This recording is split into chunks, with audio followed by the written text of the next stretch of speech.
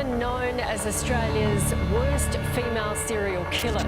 Tonight, an extraordinary turn in the long-running inquiry into the convictions of Kathleen Folbigg.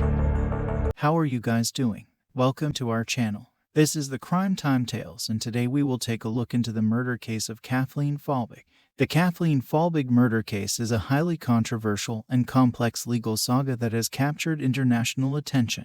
The case revolves around the tragic deaths of four of Folbigg's children over a decade, from 1989 to 1999.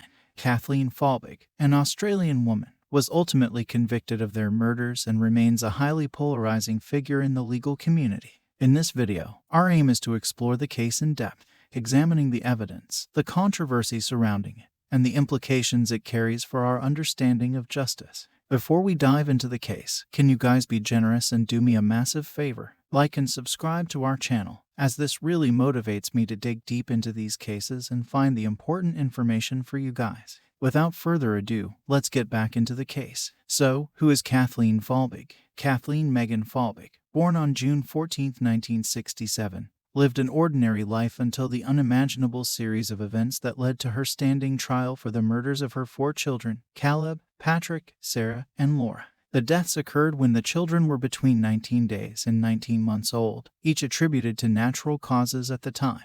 It was only after Folbigg's marriage to Craig Folbigg dissolved that suspicions arose, leading to a meticulous reevaluation of the children's deaths. The investigation into the deaths of Kathleen Folbigg's children was initiated by her husband, Craig Folbigg, who discovered a chilling diary written by Kathleen.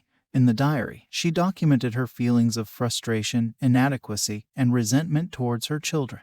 These entries raised suspicions and led to an in-depth investigation into the deaths. Medical professionals, forensic experts, and legal authorities collaborated to scrutinize the evidence, aiming to determine if foul play was involved. Indeed, at the 2019 inquiry, that's the first inquiry, we were able to look at an analysis of the genome of Kathleen and her four children, and it was a fellow of the Australian Academy of Science who analysed those genetic sequences and was able to find a variant that could, at the time, it was a suspected variant leading to possible cardiac arrhythmias. That's a sudden stopping of the heart.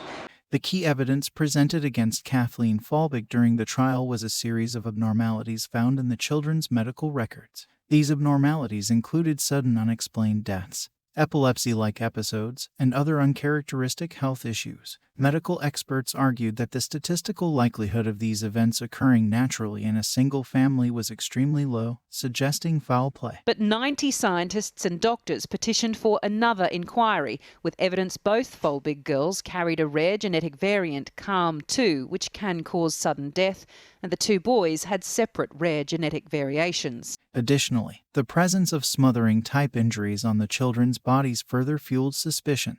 Despite the prosecution's case, the Kathleen Folbigg murder trial has been rife with controversy and alternate explanation. Supporters of Folbigg argue that the evidence against her was circumstantial and insufficient to prove guilt beyond a reasonable doubt. They point to possible genetic factors, undiagnosed health conditions, or environmental factors as alternative explanations for the children's deaths. Some also question the validity of the diary entries, claiming they were merely expressions of frustration and not indicative of murderous intent. In 2003, Kathleen Folbigg was found guilty of murdering her children and was sentenced to 40 years in prison with a non-parole period of 30 years. Following her conviction, appeals were filed, and the case gained significant attention from legal experts, advocacy groups, and the public. Multiple appeals were made, and in 2019, an independent inquiry was ordered to reassess the scientific evidence and forensic aspects of the case. However, as of the knowledge cutoff in September 2021, no significant developments have been reported. They have put her in prison when she lost her four children.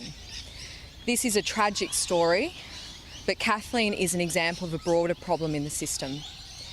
And if Australia really wants to make some good from a tragic story, they will seriously consider reviewing their system of post-conviction review.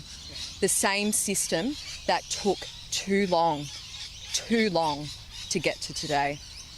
The Kathleen Folbigg murder case raises profound questions about the reliability of forensic evidence, the interpretation of statistical probabilities, and the complexities of determining intent in cases involving child deaths. The case has prompted discussions about the need for continued advancements in forensic science, the importance of ensuring justice is served correctly, and the potential consequences of relying solely on circumstantial evidence in high-profile cases. The Kathleen Folbigg murder case remains a contentious and emotionally charged legal saga. The complex interplay between forensic evidence, statistical probabilities, and alternate explanations continues to fuel debate among legal professionals, researchers, and the general public. While Kathleen Folbigg's conviction stands, the controversies surrounding the case serve as a reminder of the challenges inherent in cases involving the deaths of infants and young children. Moving forward, it is crucial to reflect on the lessons learned from the Kathleen Folbigg case. Firstly, it highlights the necessity for thorough and meticulous investigations in cases of child deaths.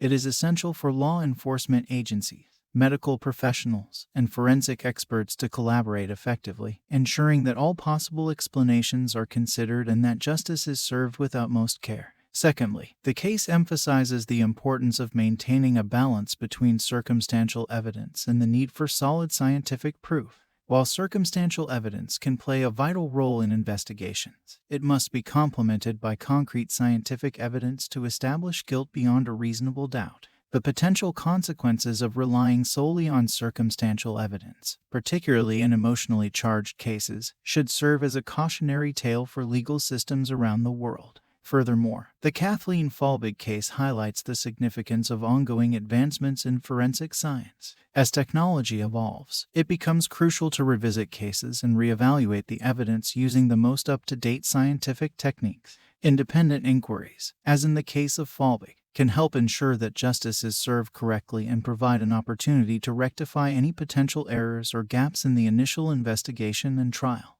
Ultimately, the Kathleen Folbigg murder case poses a myriad of complex questions that challenge our understanding of justice, forensic science, and the inherent difficulties in investigating cases involving child deaths. As society progresses, it is imperative that we continue to learn from such cases, refining our legal systems, enhancing forensic practices, and ensuring that justice is pursued with the utmost integrity and fairness. In conclusion, the Kathleen Folbigg murder case stands as a stark reminder of the complexities and challenges faced in cases of infant and child deaths. The case has sparked debates, controversies, and inquiries, prompting a critical examination of forensic evidence, the interpretation of statistical probabilities, and the pursuit of justice. It is a case that will continue to be discussed and analyzed, underscoring the need for ongoing advancements in the fields of forensic science and legal procedures to ensure that justice is served accurately and impartially. However, in June 2023, Kathleen Folbigg was released from jail after serving 20 long years.